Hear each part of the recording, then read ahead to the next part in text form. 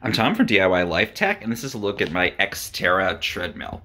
So this is a foldable treadmill, and I got it because I wanted something pretty basic, something that I could just use to walk inside on days in California here where it's too hot or where there's wildfire smoke that would prevent me from going and walking outside. So this is just meant to be a supplement for me, but this could also be if you're training and you want to have a relatively compact treadmill, or just you don't need a lot of advanced functionality. This is a great option.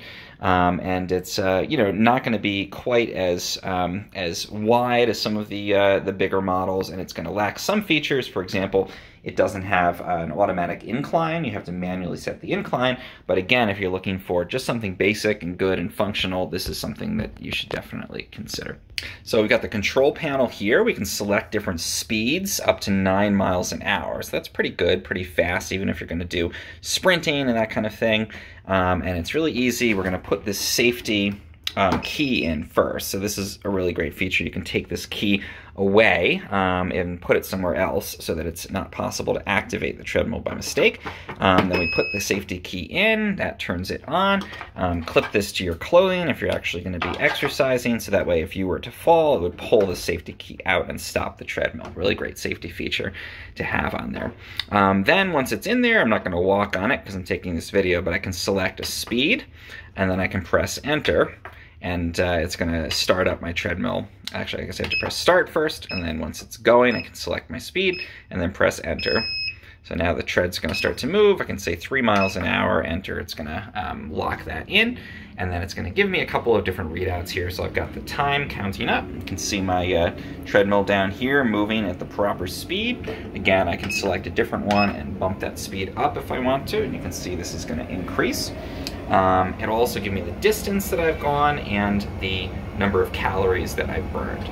So here's the tread moving along here. You can see it's relatively narrow, which is good if you want to fit it into a small space. It also is narrow enough to fit through a standard door, which is great. So if you want to move it around your house, or you want to tuck it away when you're not using it in the off season, it's nice to have that. You can see the tread is just a nice grippy rubber tread down there. Again, not as much padding under it as on some other models, but again, if you're looking for something basic, this is a good option for you. So we've got the side runners on here. Another feature that's nice, we can do these programs if we want to. So there's all different speed programs that'll bump the speed up and down as if we're going up and down hills. And you can adjust the incline if you want to. It's these items in the back here, but it doesn't have that automatic incline. Again, not an issue for me. I just like to do flat walking. I can also increase and decrease the speed using these buttons down here if I want to get more incremental speed increases and decreases here.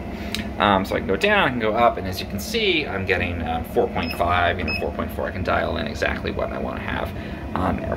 Another nice feature, which is great to see, and again, a relatively basic model, is a heart rate monitor.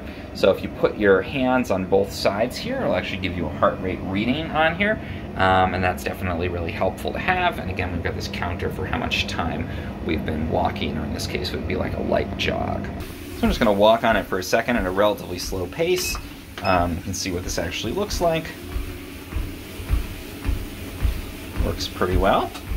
And then a really nice feature, when you're done using it, you can stop the tread, obviously wait for it to fully stop, and then you can actually switch the entire treadmill off. So there's a button down here, we can switch this. And then it's really easy to just lift the tread up. And there's a little lock down there. I'll pause for a second so I can lock that. And as you can see, that locks the tread in place, and it folds up, and it's quite compact, so we still have all this space available. So if you want to move it into a corner when you're not using it, again, store it during the season when you're going to walk outside, it's easy to do that. And also it's easy to move it around. So once it's pivoted up like this, you can actually just take the whole treadmill up onto these little wheels down here, push it around, and again, it is narrow enough to fit through a standard door, which is really great if you want to move it into a different room of your house. Use caution, obviously, when you release this. You want to hold this up and then pull that little thing out and lower this down. And there we go, back to our setting for walking.